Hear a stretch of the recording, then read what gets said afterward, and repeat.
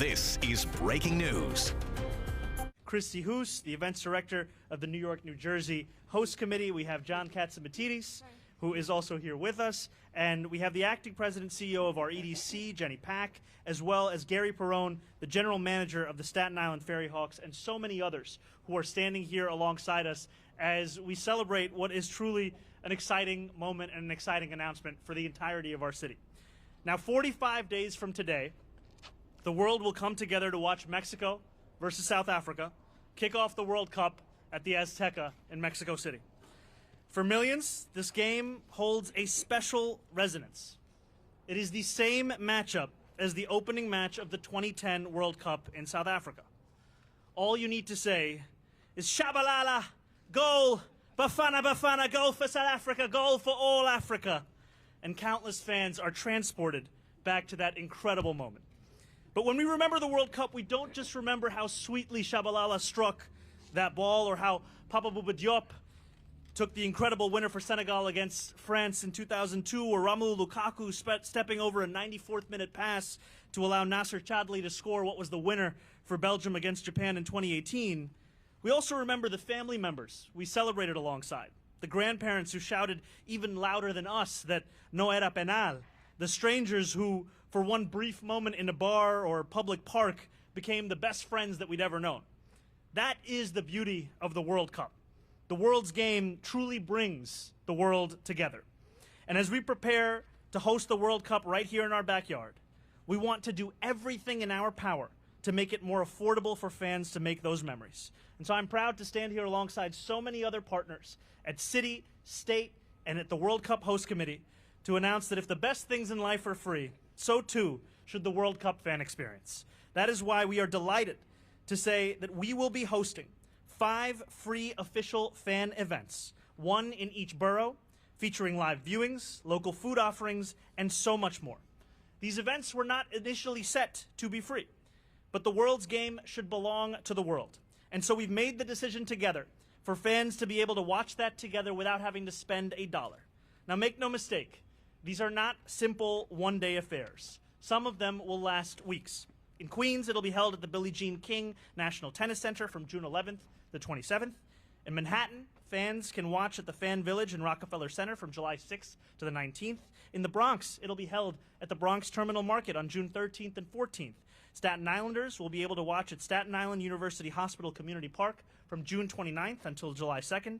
And Brooklynites will have quite the backdrop at Brooklyn Bridge Park from June 13th to July 19th.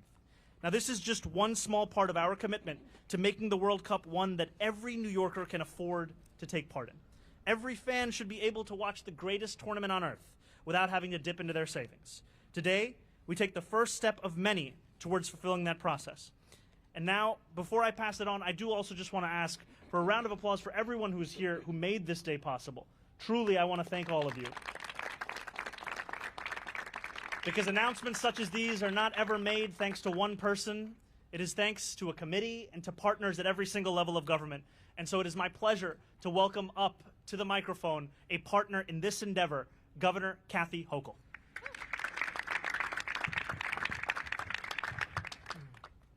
Good afternoon, everyone, and want to recognize all the great leaders that have joined us here today, and I'll get to our mayor in a moment. I've got a couple comments about him, and they're all good.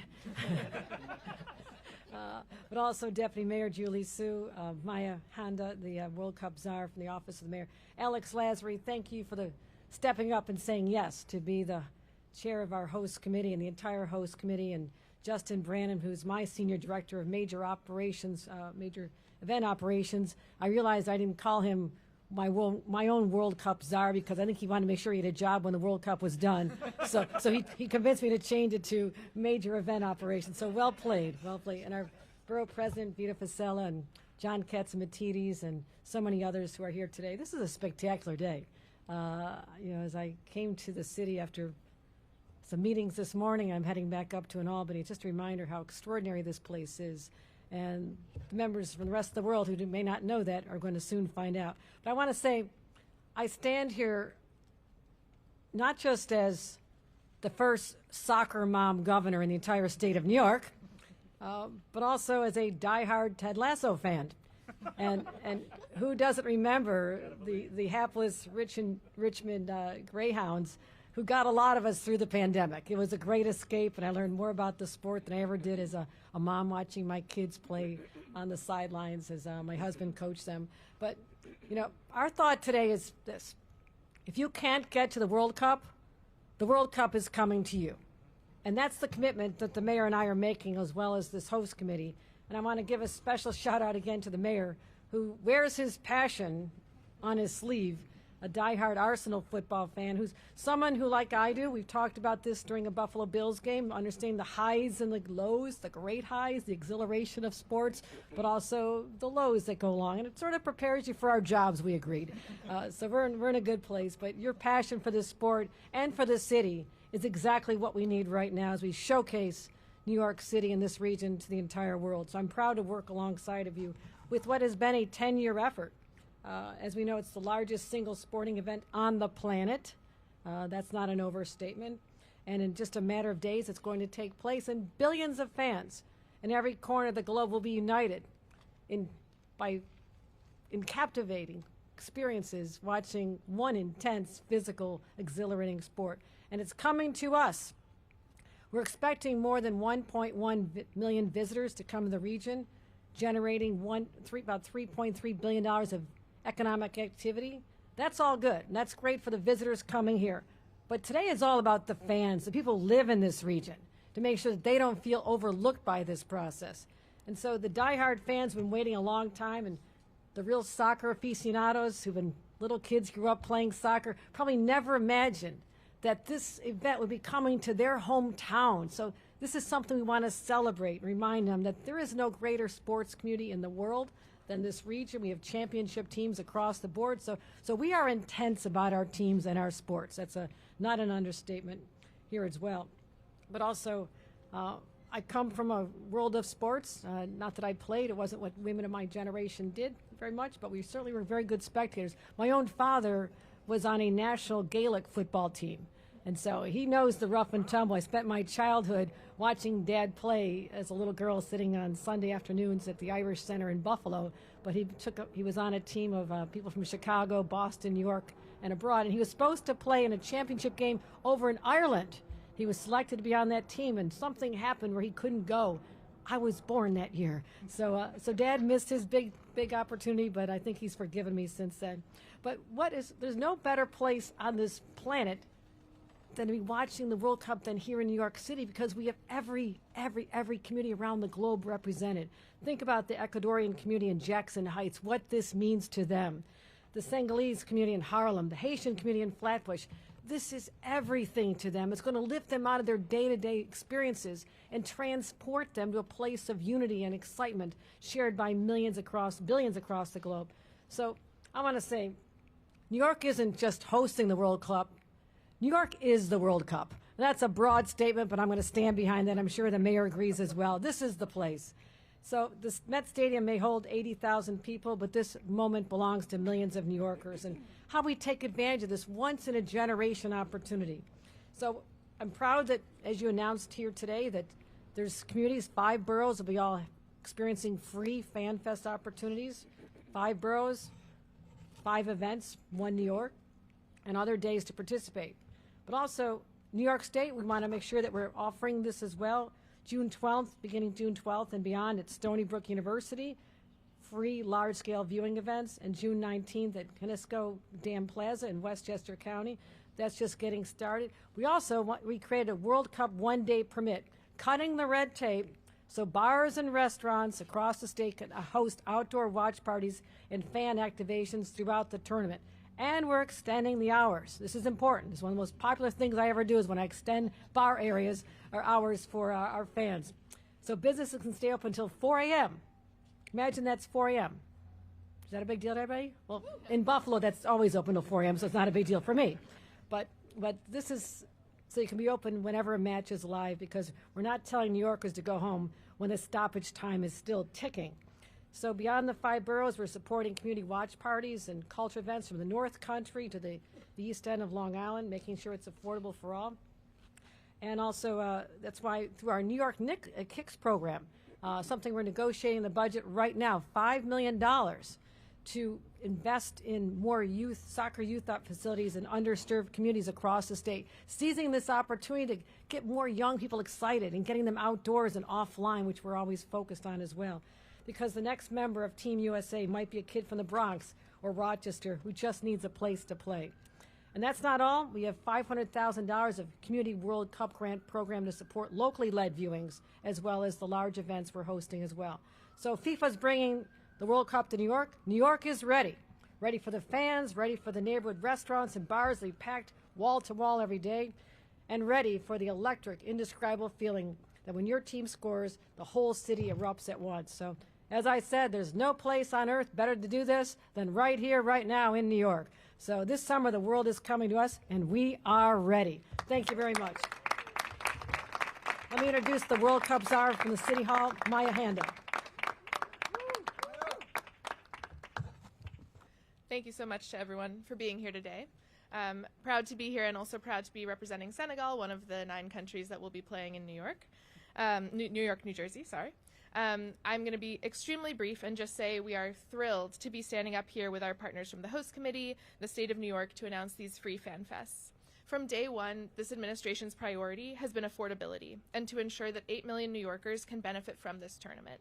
And we're really proud to say that residents of all 5 boroughs will have the opportunity to attend free official fan fests in their communities. I want to briefly acknowledge the years of work that went into this announcement and name some of the staff from the city, state, and host committee whose coordination, planning, and execution have made this possible. Bruce, Christy, Chris, Bettina, Carly, Ellen, Justin, and so many others.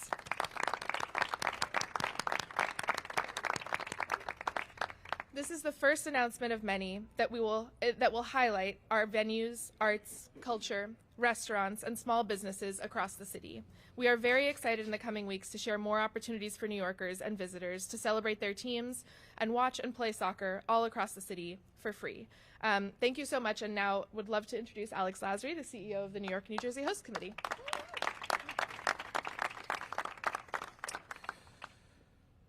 Well, thank you guys. We are very excited about today. This has been an incredible partnership through the leadership of the mayor and the governor, and we are really excited about what we're able to announce today. And in less than 50 days, we are going to be welcoming the world to our shores. This is going to be the largest World Cup in history, with 104 matches across 3 countries in just under 40 days. New York, New Jersey will be hosting 8 matches, including what is likely to be the largest sporting event in human history, the World Cup final. For just some perspective, the last World Cup final was viewed by the same amount of people as the last 13 Super Bowls combined. So if football is America's sport, football is the world's sport, and we will be welcoming the world to our shores in just under 40 days. Sorry, just under 50 days. So we do have a big responsibility to put on a show that can only get in New York and New Jersey. We're expecting millions of people and over $3 billion of economic impact. And that's what makes the World Cup so unique and more unique than any other event that we've hosted. It's not just a weekend. It's going to be 6 weeks. And so our job is to ensure that fans have affordable and accessible ways of participating in the World Cup, whether you're inside or outside the stadium. And that's the opportunity that's in front of us. How do we get the millions of fans who will be visiting our shores to enjoy the experience, who are going to be able to experience the World Cup in an authentically New York way? And thanks to Governor Hochul and Mayor Mamdani's leadership, we're able to do just that. Today we're announcing our 5 borough fan engagements, which will drive fans all across our great city and state. And the best part is, it's free. What makes this truly special isn't going to be what happens inside the stadium, but it's how we bring the World Cup to every borough, every neighborhood, and every community. Because there's no place better positioned to host a moment like this than New York, New Jersey. This is where global events happen, it's where culture, sports, and community come together, and where the world comes to experience something unforgettable. And that's exactly what we're doing here today. The Staten Island University Hospital Community Park will become an official New York, New Jersey fan zone, bringing together New Yorkers and visitors from around the world to celebrate the game together. And our investment in this community lasts well beyond the World Cup. So I'm proud to announce that the host committee is contributing $200,000 towards the new LED scoreboard, an upgrade that not only prepares this venue for World Cup moments, but also creates a permanent benefit for this stadium and for Staten Island.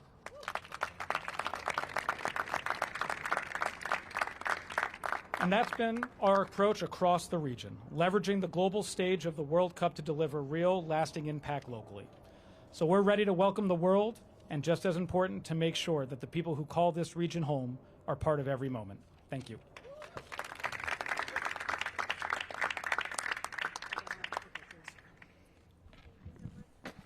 We're going to take some on-topic questions, and we have our World Cup czar, our host committee CEO, and Senior Director of Major Event Operations to answer questions as well.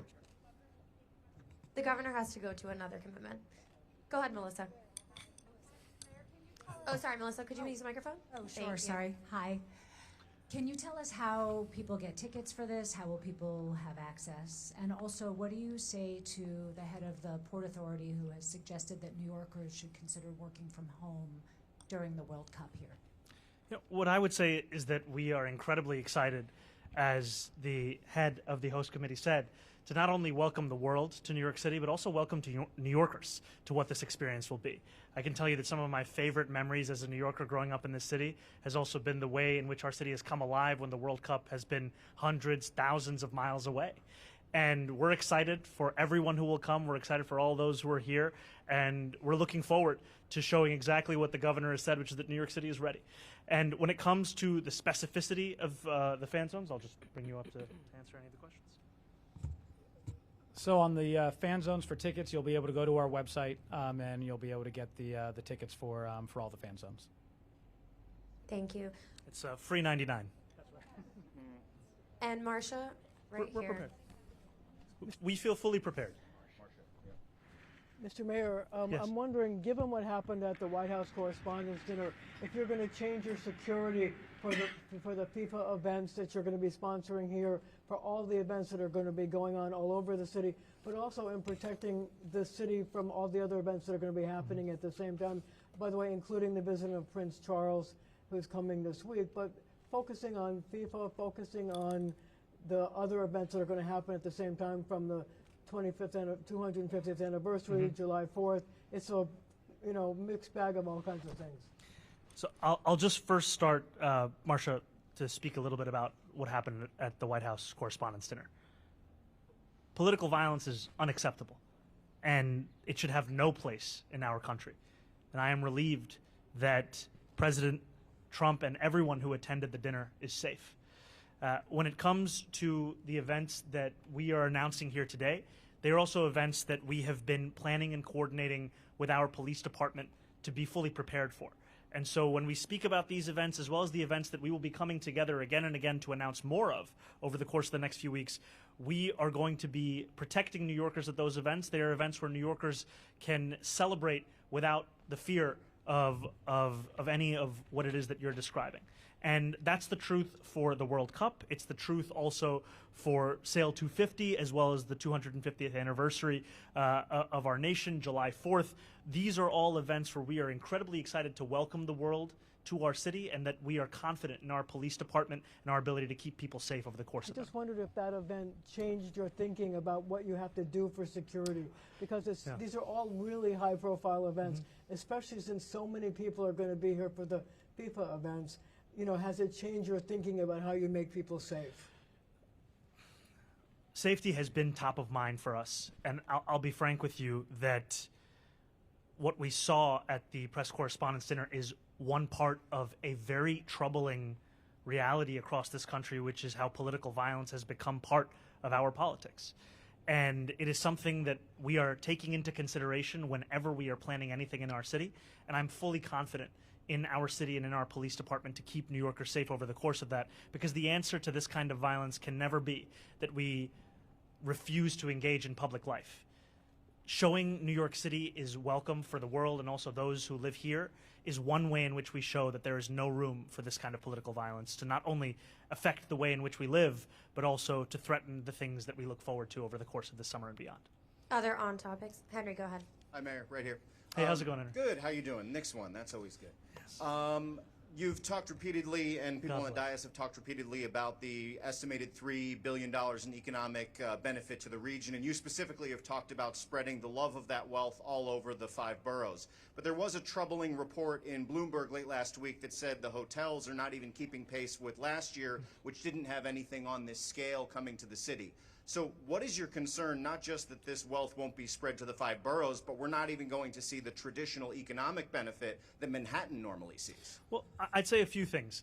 The first is that we know there are those across the world who are concerned about federal policies, about the presence of ICE. These are concerns that many New Yorkers share. And we are looking to showcase the fact that New York City is one that is eager to welcome the world to our 5 boroughs. And we're eager to do so because in many ways New York City is a reflection of the world. More than 3 million New Yorkers were born outside of this country. I'm one of them. And we also know that the statistics that you're citing are preliminary in the fact that nearly half of those who expect to attend a World Cup game in New York City, New Jersey, have not yet bought their tickets. And so we are excited to show both in this announcement and in the many to come that this is a city that will be one of the best ways to enjoy what is the most watched tournament in the world. And I also say this as someone who went to South Africa for the World Cup in 2010. Some of my fondest memories were at fan zones. It was not crying in the stadium when Luis Suarez stopped the goal-bound shot of the Ghanaian team. It was rather playing beach soccer in Durban. It was watching the World Cup final alongside so many others on a massive screen. It was the celebration and the opportunity to better explore South Africa as someone visiting. And I know that that will be the case for so many here. And we're excited to show that these fan zones are just the beginning of what the city will have to offer when it comes to this incredible tournament. What do you say to business owners getting ready? I'll cite another, for instance, for you. At the NFL draft over the weekend, there were a lot of Pittsburgh business owners who felt holding the bag because they didn't really see the benefit of people leaving the area where that event was. Are you worried people will just kind of go in and out of the Giant Stadium area and not really bring the benefit to the 5 boroughs? So we are going to be doing a number of things to ensure that we don't just sit and hope that tourists will come and explore the city, but rather that we provide them with a guide of how to truly understand this city as a New Yorker, and we're very excited to announce them in the weeks and months to come. Thank you. Thank Monica, go ahead. Thank you. Mr. Mayor, Oh, sorry, yes. is there anything you plan to do to make the tickets more affordable or free? And is there capacity limit on those events you just mentioned today? Thank you. So I'll pass the capacity question over to our CEO of the host committee. What I will say is that I've been very clear about where I stand on the affordability of tickets.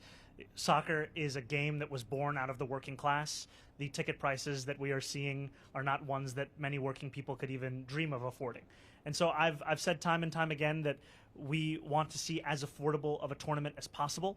And what we're excited to show in this announcement, thanks to the incredible work of the host committee and so many partners across the city and the state, is that for many New Yorkers who were never going to be able to go watch the game, that they actually have a place where they can go and watch and feel the excitement of that tournament. And on the capacity question. Yeah, so for capacity at the U.S. Tennis Center, we're looking at around 10,000 people that can be there at one time.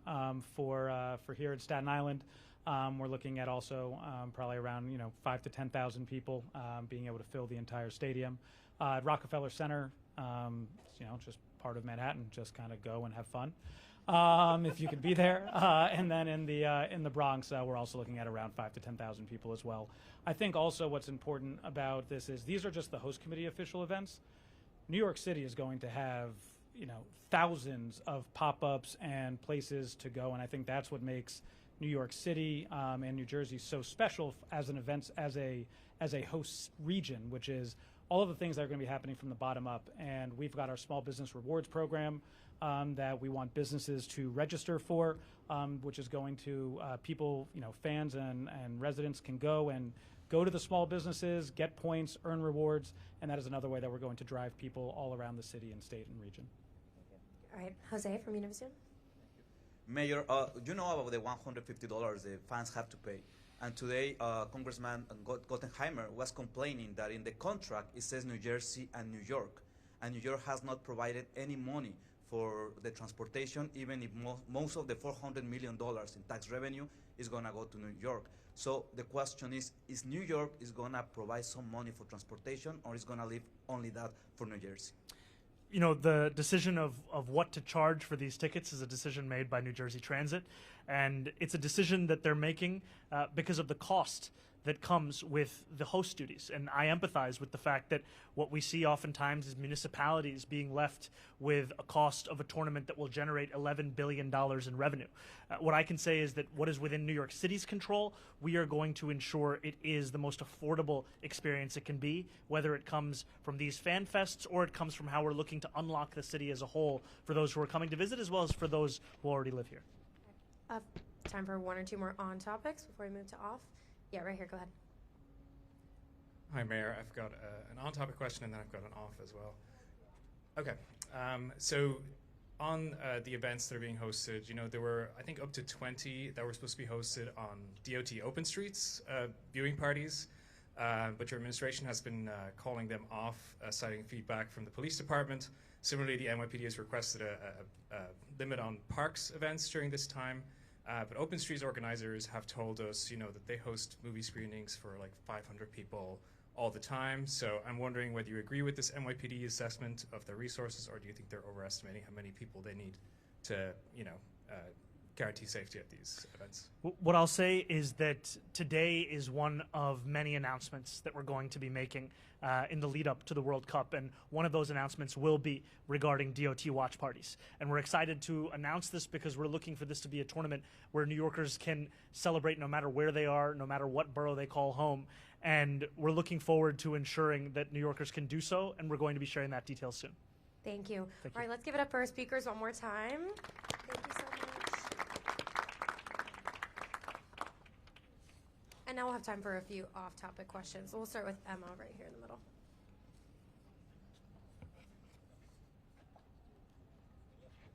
Can you believe? If it gets tough enough, I'll just call individuals back. Thank you, Mr. Mayor. I was wondering, I understand you're not having a private meeting with King Charles this week, but are you going to the wreath laying? And if you were going to meet with him, what would you say to the king? I will be attending the wreath laying tomorrow alongside a number of other elected officials, including Governor Hochul, Governor Sherrill, to pay tribute to the more than 3,000 people who were killed in the horrific terror attacks of September 11th. And that will be the extent of my meeting with the king and with others who are present there. Jacob, go ahead. A two-part question, one on topic. As a diehard Arsenal fan, would you consider correcting the record and calling it football, not soccer, during the games? And to my original question, how would you keep my job? We'll back you up on that. Thank you. How do you respond to critics of your veto on Friday? Jewish organizations, including some of your allies, have said that criticized it, and some called it a failure to show your commitment to protect Jewish New Yorkers. How would you respond to that? So what I would say is that I am deeply committed to protecting Jewish New Yorkers, and to doing so not just at religious services, not just in their homes, not just outside of schools, but frankly, wherever they are in New York City. And it's part of a commitment to ensure that public safety is delivered for each and every New Yorker. And I also believe that as we deliver that public safety, as we show an absolute rejection of anti-Semitism across the 5 boroughs, we can also do these things while protecting our fundamental constitutional rights. And what I heard from a number, including members of organized labor, nearly a dozen labor unions, were concerns not just around the constitutional nature of the legislation that was passed, but also about its potential impact on labor organizing, given the broad language that was used that could be extended to apply to museums, to libraries, to hospitals. And that is an impact that I would not be comfortable with signing into law. Morgan, go ahead. Hi, Mr. Mayor. Hi. Hi. This has been breaking news.